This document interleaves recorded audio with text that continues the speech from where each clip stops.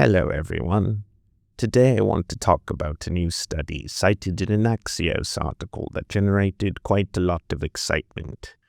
You see, contrary to what most studies have demonstrated, including the Cato Institute, the majority of extremist political violence is known to be perpetrated in the United States by the right wing. Or so you'd think. Very intelligent people like John Fetterman have made a shocking discovery. This year, it's been done by the left. He says, unchecked extreme rhetoric like labels as Hitler or fascist will foment more extreme outcomes. Political violence is always wrong. No exceptions. We must all turn the temperature down. And look, there's the article for all to see, and it's as plain as day. Study. Left-wing terrorism climbs to 30-year high. Scary stuff indeed. If you find the color yellow a particularly frightening one, because even in this study, which we will get into, the gray represents right-wing violence over the years, and the reality is the exact same. But don't let that get in the way of a good jump scare. Sorry, I knew that you knew that this wasn't actually a Shaun video, mostly because debunking like a study like this would be beneath him. But lucky for you, nothing's beneath me, so I'm going to go ahead and do it anyway.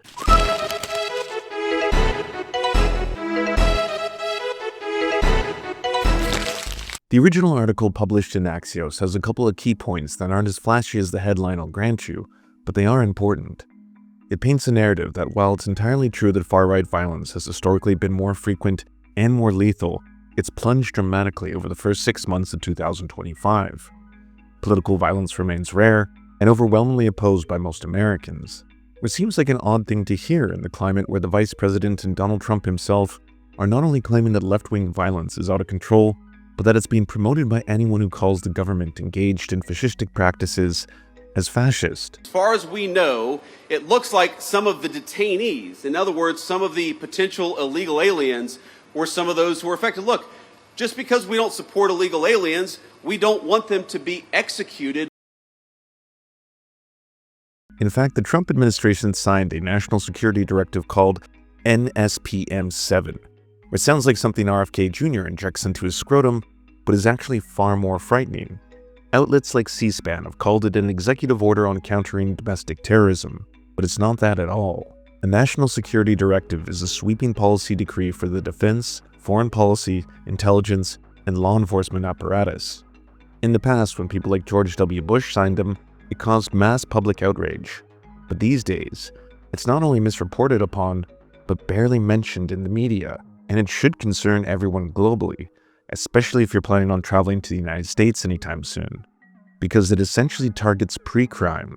Quote, the Trump administration isn't only targeting organizations or groups, but even individuals and entities whom MSPM 7 says can be identified by any of the following indicia, indicators, of violence: anti-Americanism, anti-capitalism, anti-Christianity, support for the overthrow of the United States government, extremism on migration, extremism on race, extremism on gender, hostility towards those who hold traditional American views on family, hostility towards those who hold traditional American views on religion, and hostility towards those who hold traditional American views on morality. Which makes the timing of a new study on left-wing political violence by Daniel Byman so critical. Here's a report whose research is being echoed in the media as a potential justification for a complete erosion on protected speech. It comes as the Center for Strategic and International Studies prepares to release an analysis where they found, for the first time in more than 30 years, political violence by the far left has surpassed attacks by the far right. Left-wing terrorism is on the rise for the first time in more than 30 years. Attacks by the far left outnumber those by the far right. Wow, there's more. There's more of them? There are more left-wing ones? I don't know. I don't understand it. I don't understand the graph. I've never been good with graphs, baby. Let's start with how the study defines left-wing terrorism. This brief defines left-wing terrorism as that which is motivated by an opposition to capitalism, imperialism, or colonialism, black nationalism, support for LGBTQ+ adherence to pro-communist, pro-socialist beliefs, or anti-fascist rhetoric, opposition to government authority, under the belief it is a tool of oppression responsible for social injustices, support for decentralized political and social systems, such as anarchism or partisan extremism, where violence is justified against political opponents and parties perceived as advancing right-wing agendas. That seems pretty broad, doesn't it? Could that definition include anyone who's expressed support for anything from hating their boss to being against cops shooting black teenagers in their past? The data for the examples of the attacks is all provided by the organization itself, so the only way to understand how they're qualifying anything is to look at the few examples they provide.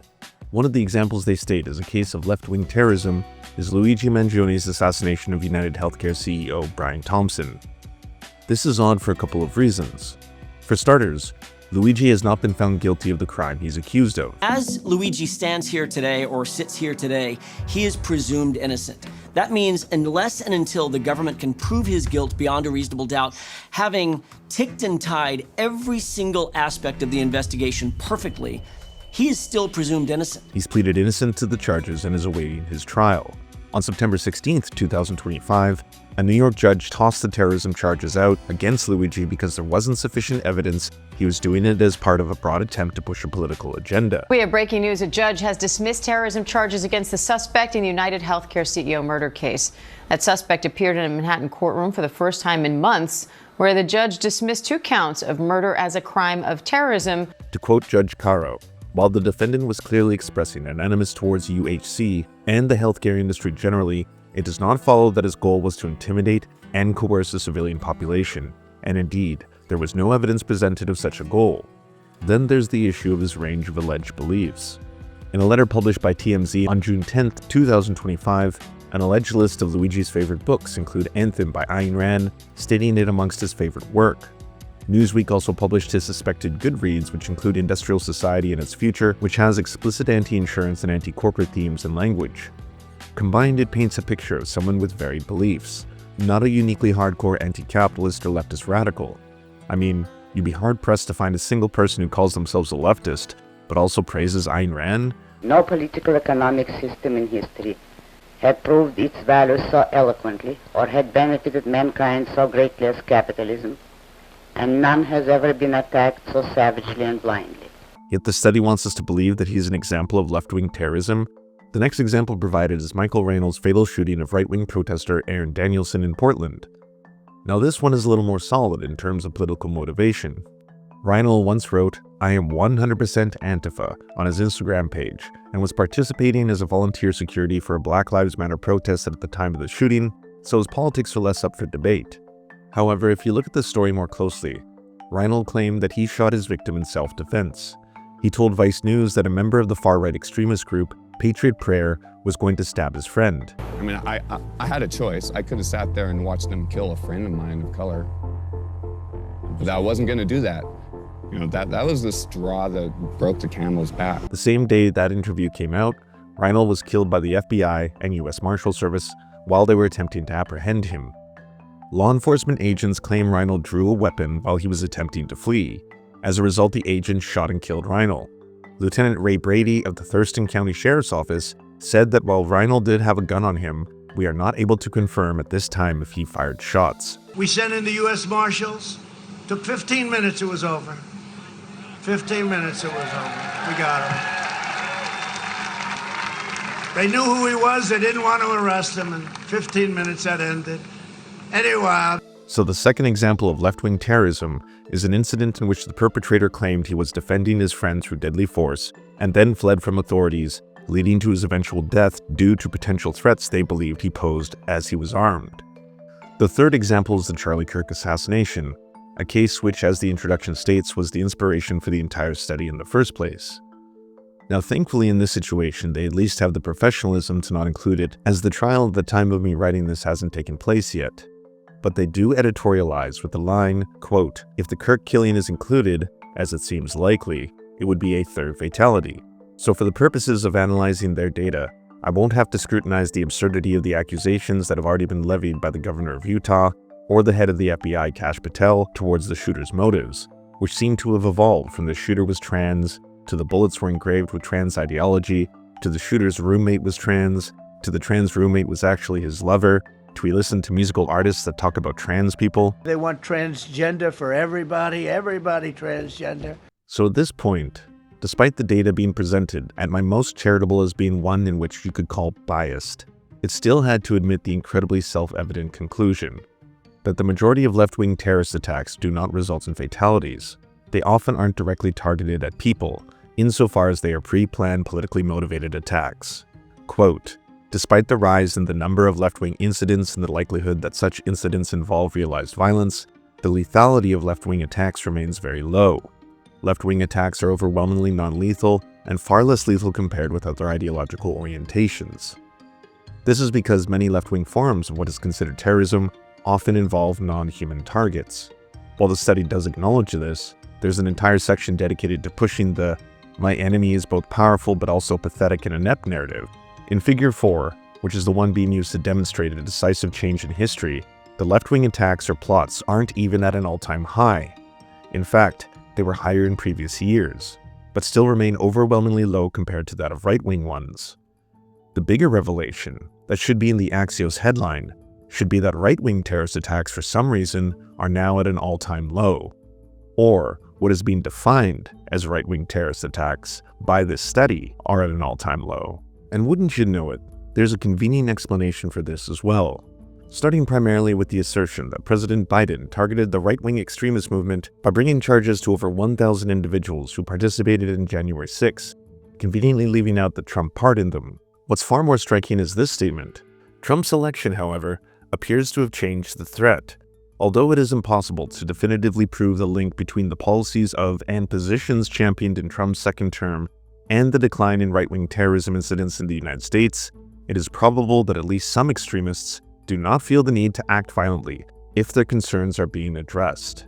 So right-wing extremism is pacified when a president in charge is doing their work for them. Interesting. The final section is basically a call to turn down the temperature and for both sides to stop inflaming their base through name-calling. A common theme I'm sure you keep hearing: both sides need to do better. Now, why was this study and subsequent articles that reported on it not pointing out the obvious conclusion that the data and the analysis provides? The majority of violence, either through plots or actions, is right-wing. This isn't a both sides issue. For example, when Nancy Pelosi's husband was attacked in his home and had his skull smashed with a hammer, the president's son openly mocked it by posting Paul Pelosi Halloween costumes. Dinesh D'Souza suggested that maybe they were gay lovers. Elon Musk replied to Hillary Clinton with a link to a conspiracy site that Paul Pelosi was with a male prostitute. He then later deleted it. Even Charlie Kirk insinuated that there was some truth to the gay lovers conspiracy. Charlie Kirk would also state that he should have been bailed out. Why is the Republican Party, why is the conservative movement to blame for gay schizophrenic nudists that are hemp jewelry makers breaking into somebody's home, or maybe not breaking into somebody's home? Why are we to blame for that exactly? And why is he still in jail? Why has he not been bailed out? By the way, if some amazing patriot out there in San Francisco or the Bay Area wants to really be a midterm hero, someone should go and bail this guy out. I bet his bail's like $30,000 or $40,000. Bail him out and then go ask him some questions. Paul Pelosi suffered a skull fracture in 2 places and severely damaged the nerves in his left hand. He had part of his skull removed and reattached so it wouldn't impinge upon his brain. And on top of all of this, the attacker consumed right-wing media, including a lot of the pundits who were openly mocking the attack. On November 22, 2022, a far-right extremist entered Club Q and murdered 5 people and injured another 26 in an event that should have been universally condemned by all sides. However, famous right-wing media personalities like Tim Pool proceeded to claim it was because the club was hosting a grooming event and that they were pedophiles, further trying to justify their murder. Groomer refers to all LGBT people. Then you are calling all LGBT people groomers, and you are inciting violence against them. Stop inciting violence against them. Matt Walsh claimed that drag shows were putting people at risk. If it's causing this much chaos and violence, why do you insist on continuing to do it? If according to you, it's like putting people's lives at risk, if the effort to have men cross-dress in front of children is putting people's lives at risk, why are you still doing it? Is it that important to you? Candace Owens stated, "I just want to make sure I'm correct. that unless conservatives get on board with experimenting on children's genitals with puberty blockers, then nightclub shootings will continue to happen? Hayaraichik, aka Libs of TikTok, shared images of a drag event to justify the mass murder event. This was a horrific hate crime perpetrated by a monster, and the biggest names in right-wing media not only weren't offering up their worthless thoughts and prayers, but were amplifying calls to violence by continuing to dehumanize the LGBTQ+ community by calling them pedophiles. I went across the room and started first aid with my friend who was shot in the chest and the legs and the arms. And I told her, Joanne, stay with me. Look me in the eye, stay with me. And I moved her head so she wouldn't see her arm because he was shot. And Chip was right there. Her husband was reaching for her. So I put her hand in his hand so that they could be together. I didn't know if they were going to make it. The same day that Charlie Kirk was killed, another mass shooting took place where a 16-year-old student opened fire in his high school, injuring 2 other students before turning the gun on himself.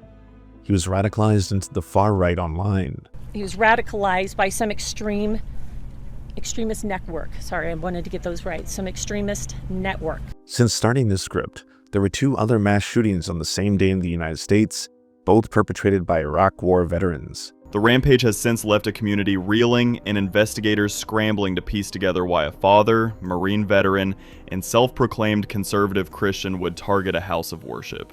One was an attack on a Mormon church, done by a man seen here wearing a MAGA Make Liberals Cry Again t-shirt.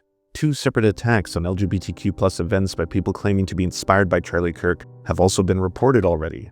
Not to mention, 2 teenage girls were brutally killed by an Andrew Tate and Charlie Kirk fan who claimed in a live stream that they had made fun of Charlie Kirk's death prior to running them over and killing them with a car. Sees the pizza guy come, better think of Charlie Kirk for making fun of his death. Stupid clown. Now, far be it from me to question the methodology of a senior advisor to the U.S. Department of State or a research director for the RAND Corporation, but even in his highly biased assessment, it seems like Daniel Byman has produced a study that still shows the overwhelming amount of violence is perpetrated by right-wing extremists, suggesting that there's less violence since Trump's second term because state violence is satisfying right-wing motivations to commit it on their own, and is ultimately being used by politicians and pundits and mainstream media to promote a both sides narrative at a time where it's becoming more dangerous to call fascistic's government fascist or discuss Charlie Kirk as anything other than a saint. It's an administration working overtime to rebrand hate crimes as criticisms of their beliefs rather than a protection for vulnerable minorities. There's free speech and then there's hate speech. And there is no place, especially now, especially after what happened to Charlie in our society. We will absolutely target you, go after you, if you are targeting anyone with hate speech. Authoritarian fascists trying to ban anyone calling them authoritarian or fascist and pretending that it's inciting violence in and of itself. Only one side is targeting women, Black and Indigenous people, LGBTQ+ people, people with disabilities, in the same way fascists have done throughout history. This is also why the media is complicit insofar as they are framing everything as a form of team sports. You know, advertisers are still upset, so what made the difference that brought his show back?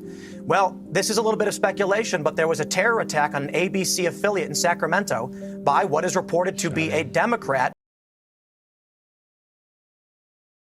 A shooting happens, then everyone rushes out to find out what the shooter's beliefs or voting record was, and then the blame game. Mass shootings or violence or terrorism are complex issues, and the fact that they occur with such frequency in the United States should be a bigger story. Advocating for public policy that improves mental health access and coverage, lowering poverty through higher wages and worker ownerships of companies, or reasonable discussions about why so much money is poured into mechanisms that can enforce state violence, such as agencies like ICE or the police, instead of reducing the necessity for those agencies to exist in the first place. That's never even brought up. Instead, it's just which vulnerable group can we blame or scapegoat or ignore while the data itself is telling a completely different story. This isn't something that both sides in or remaining neutral or even the most enlightened centrism can fix. We need to call out fascism for what it is, no matter who it's perpetrated by at any point in history. Antifa is real, Antifa has been around in various iterations for almost 100 years in some instances, going back to the Weimar Republic in Germany. Oh, crap. I shouldn't have said it was Weimar Republic in Germany.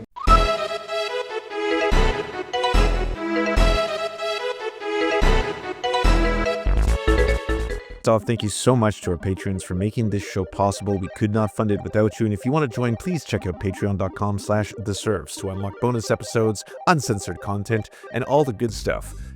Thanks to Anna Loves Riley, Addercap, Bobby Lasers, Cheryl Alvarez, Comrade Junkie, Doug Caddy, Everything Important, Hegbard Salim, Multimondi, Omni, Political Papi, Preston Kroll, Quiet One 85, Riley and Anna, Roller Dragon, Cernicus, Stellar Gwyn, Sebastian Demmel, Tigwick, and Words Greenwood.